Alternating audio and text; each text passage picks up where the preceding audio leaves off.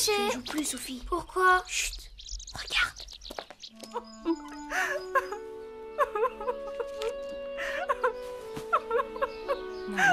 Allons, ce n'est pas si terrible. Pourquoi ma tante d'Aubert est-elle si malheureuse? Je ne sais pas. Maman a reçu une lettre et depuis elle est triste. Et cette lettre, est-ce que tu l'as lue? Non, mais tout à l'heure j'ai entendu maman pleurer. Elle disait: c'est terrible de devoir abandonner ses parents et ses amis pour un autre pays. Tu veux dire que ma tante va partir en voyage? Je n'en sais pas plus pour l'instant.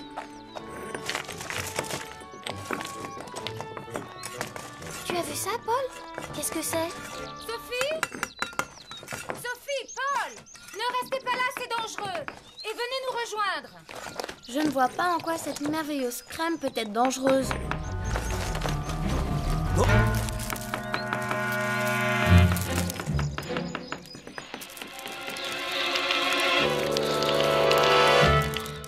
Maman, pourquoi ne puis-je pas aller jouer près des maçons? Parce qu'il lance des pierres et des briques. Et puis parce qu'il y a du sable et de la chaux qui pourraient te faire glisser et te faire mal. Oh, mais maman, le sable et la chaux ne peuvent certainement pas faire de mal. C'est ce que tu crois. Mais moi, je sais que la chaux brûle. Oh, mais maman... Ne raisonne pas tant, voyons. Je ne veux pas que tu ailles près des maçons. Mais là n'est pas la question. Nous devons vous parler. Venez, suivez-nous.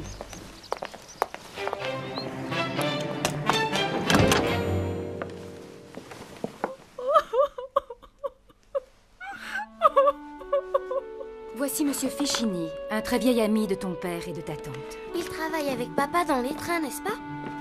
C'est celui qui est parti il y a longtemps en Amérique? Oui, c'est bien lui. Comme ton père, il était président des chemins de fer, mais en Amérique où il a fait fortune. Et maman doit partir le voir, c'est ça? Paul, ta maman vient d'apprendre que Monsieur Fichini est mort. Comme il n'avait pas de parents, il nous a laissé toute sa fortune. Ton père et celui de Sophie sont donc obligés d'aller en Amérique. Mais c'est très loin. C'est pourquoi ta tante et moi, nous voulons les accompagner. Et pourtant, nous sommes tristes de quitter nos parents, nos amis et nos terres. Et nous? Vous allez nous laisser seuls? Mais non, Sophie. Paul et toi, vous viendrez avec nous. Mais ce ne sera pas pour toujours, n'est-ce pas? Un an ou deux, peut-être. Ma tante, il ne faut pas pleurer, puisque nous serons tous ensemble. Et puis, ça doit être beau, l'Amérique. Ces enfants ont raison. Et 2 ans seront vite passés.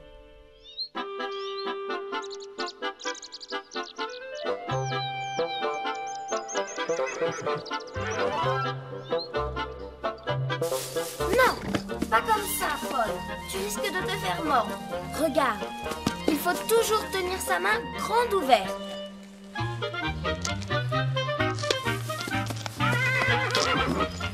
Je suis content que ma mère ne pleure plus. J'ai remarqué que les enfants consolent très facilement leur maman. Peut-être parce qu'elle les aime.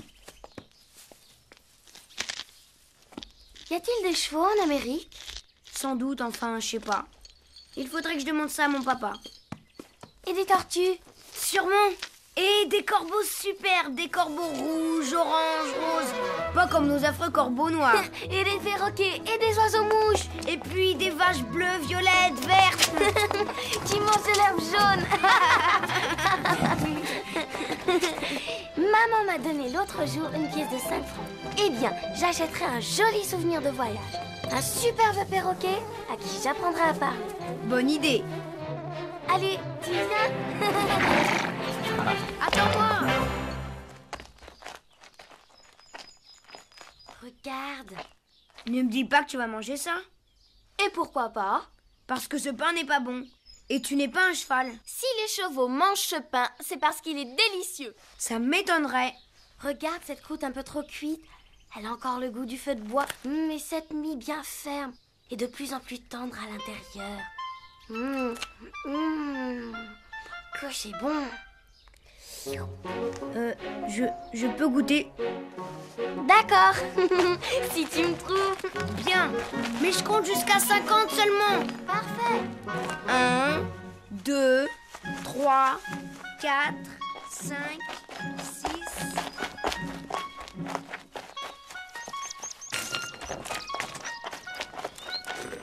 Comme cette chaux est blanche et jolie, Ce doit être doux et agréable sous les pieds. On dirait du sucre glace. Oh non, de la glace. Je vais glisser dessus et traverser tout le bassin.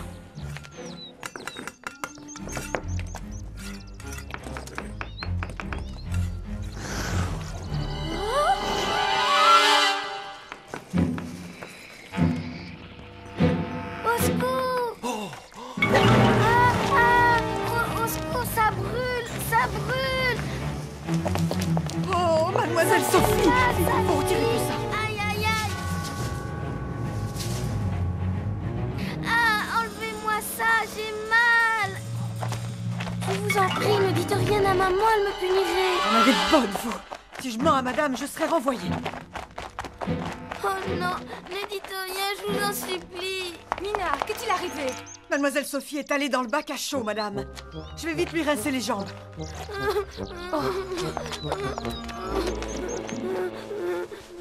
Voilà, madame, vous pouvez être tranquille. Heureusement, j'étais là. J'ai pu vite lui essuyer les jambes avec mon tablier. Oh, regardez, il est plein de trous.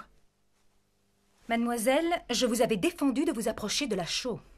Votre punition sera de me rendre votre pièce de 5 francs, afin de racheter un tablier neuf à votre bonne. Oh maman, je vous en supplie, laissez-moi ma pièce de 5 francs. Je dois la garder pour ramener d'Amérique un beau perroquet. Je suis désolée, Sophie. Mais maman, je n'irai plus jamais là où je ne dois pas aller, je vous le promets. Mina, accompagnez les enfants auprès de Miss Albion, je vous prie. Et qu'elle les fasse étudier. Au moins, je suis sûre qu'avec elle, Sophie ne fera pas une bêtise de plus. Oui, madame. Voyez comme vous êtes méchante, mademoiselle Sophie. Par votre faute, madame est fâchée contre moi. Aujourd'hui, rédaction. Écrivez-moi un petit texte de 3 lignes sur un sujet de votre choix. Est-ce que vous m'écoutez, mademoiselle Sophie? Oui, Miss Albion. On ne le dirait pas. Si vous écoutiez davantage ce qu'on vous dit, vous feriez peut-être un peu moins de fautes d'orthographe. Je reviendrai dans une demi-heure pour lire votre prose. Et prenez garde aux fautes, mademoiselle.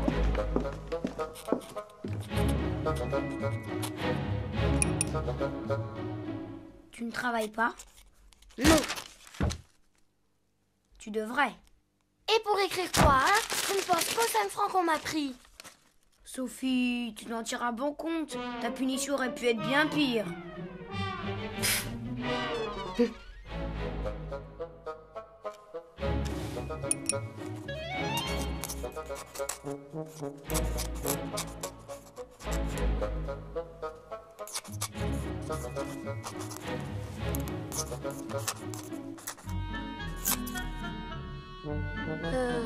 Excuse-moi, Paul.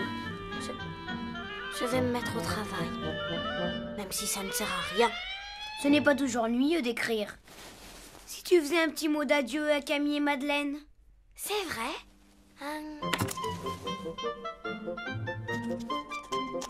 Chère Camille et Madeleine, je vais partir pour très longtemps.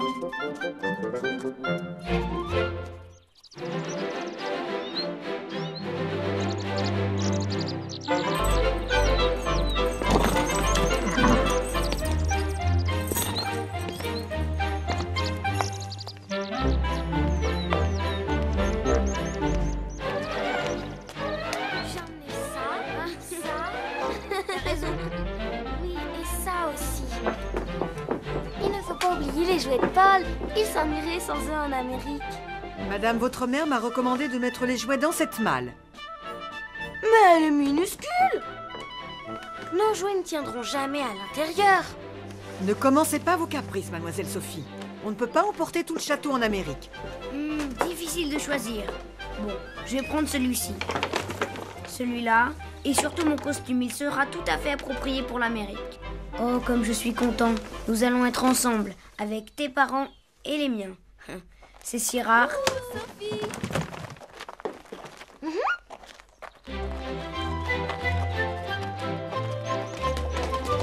Camille, Madeleine, on est là. Alors ça y est, vous partez? Oui, pour 2 ans. Ça va être bien long. Allons jouer une dernière fois. Oui, d'accord. Ouais.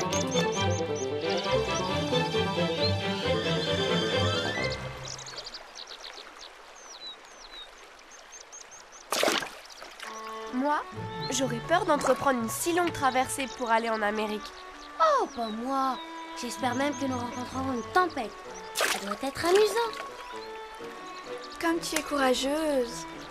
Tu dis ça parce que tu n'as jamais été sur un bateau. Attends de voir un peu ce que c'est. Et alors? C'est comme être dans une voiture, sauf que c'est sur l'eau. Justement, tu vas devoir d'abord affronter le trajet jusqu'à Paris. Oh, ce n'est rien. Comment? Être enfermée une journée entière dans une berline? Avec les chaos de la route? Nous ne serons pas enfermés toute une journée. Nous nous arrêterons au moins pour manger. Oh, ce n'est pas sûr si vous voulez être à Paris ce soir. Mademoiselle Sophie, Monsieur Paul, vos mères vous réclament. Venez vite, il est temps de partir. Oh, déjà!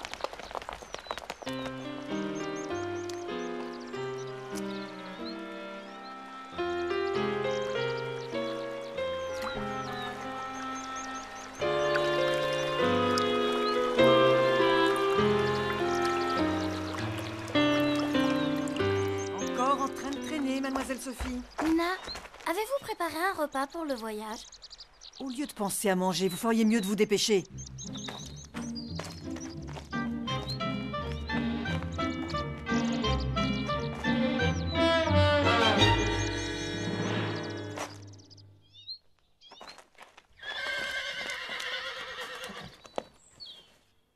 Sophie! Sophie! Alors, mademoiselle, toujours à se faire attendre? Je suis passée dire au revoir aux chevaux. Tu as du mal à partir, Sophie, n'est-ce pas? Non. Non, pas du tout. Tu vas me manquer. C'est un long voyage qui t'attend. Cela ne t'effraie pas? Ne t'inquiète pas, tout se passera bien.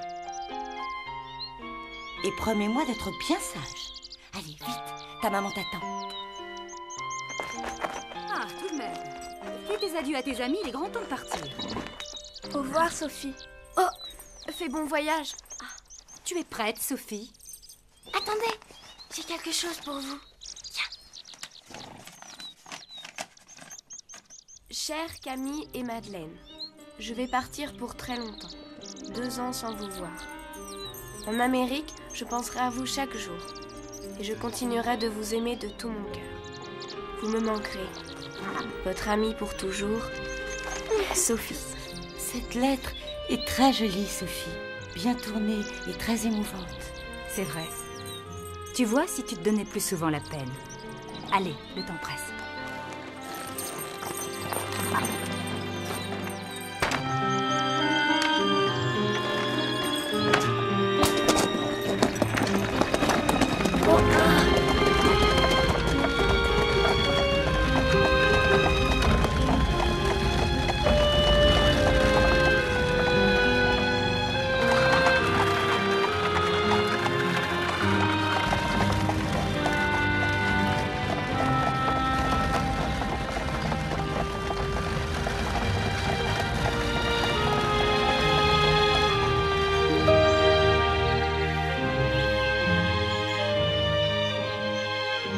Il paraît que la capitale a bien changé et qu'on y fait de grands travaux.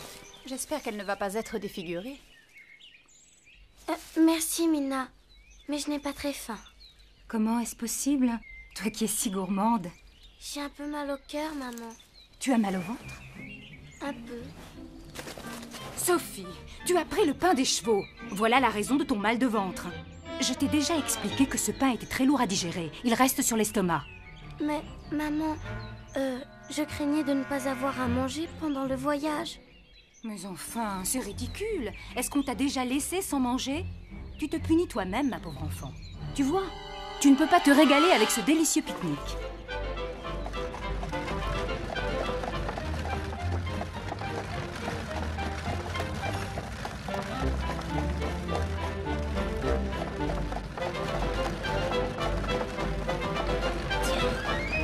Ça fait du bien quand on a mal au ventre.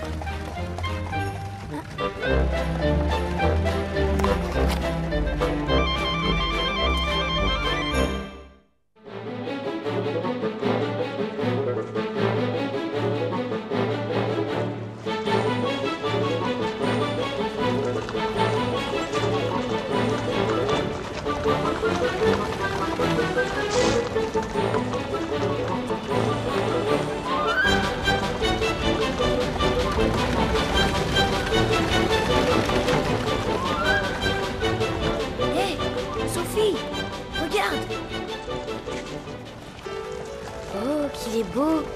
C'est un bateau comme celui-ci que nous allons prendre, maman? Non, Sophie, ce sera un voilier et beaucoup plus grand.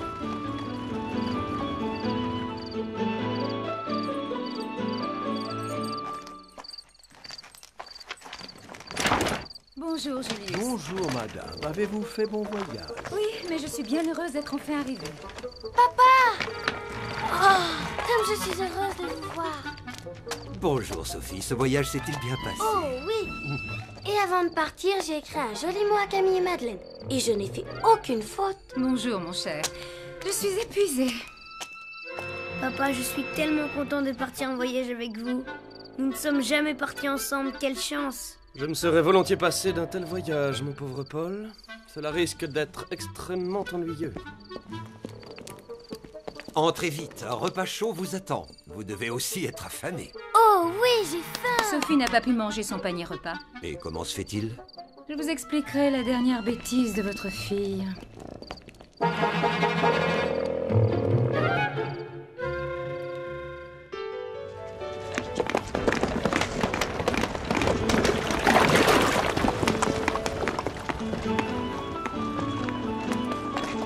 Sophie! Tu ne peux donc pas faire attention. Regarde ton manteau.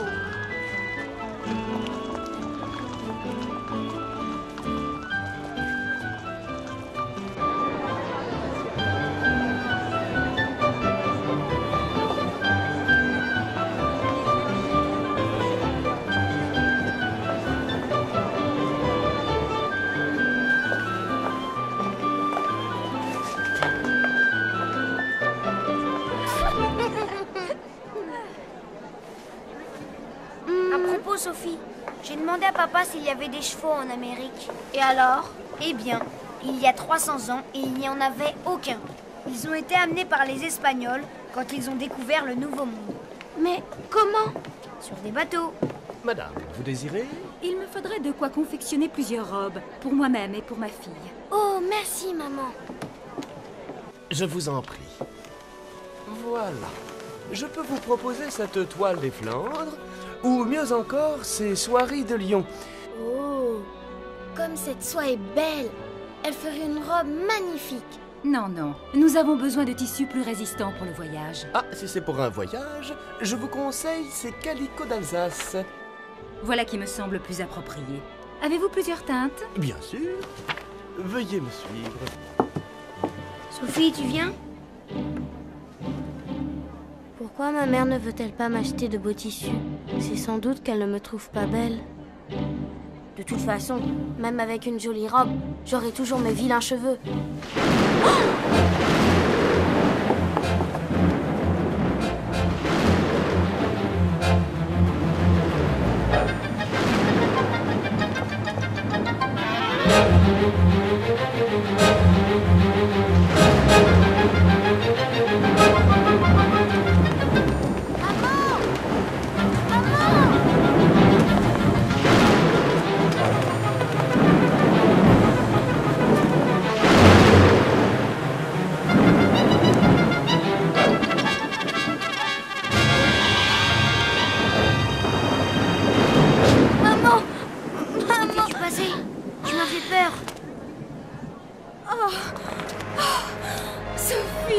J'étais si inquiète.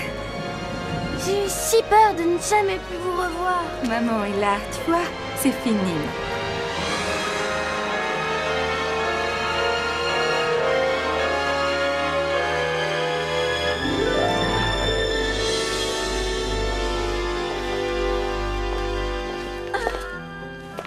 Tu sais que nous devons retrouver tout à l'heure les cousins de Camille et Madeleine? Léon et Jean de Rugès? C'est ça? Je vois que ma cousine a toujours un fait pour ce cher Jean. Ah! Maman, c'est dans un bateau comme celui-ci que nous allons voyager, n'est-ce pas? Oui, à peu près.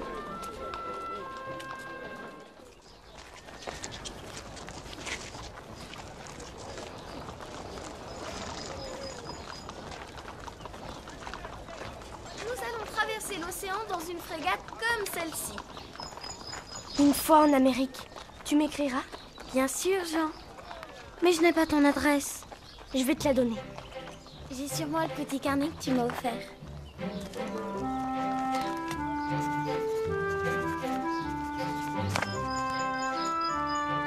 J'attendrai tes lettres avec impatience. Ah oui, c'est vrai? Hé, regardez!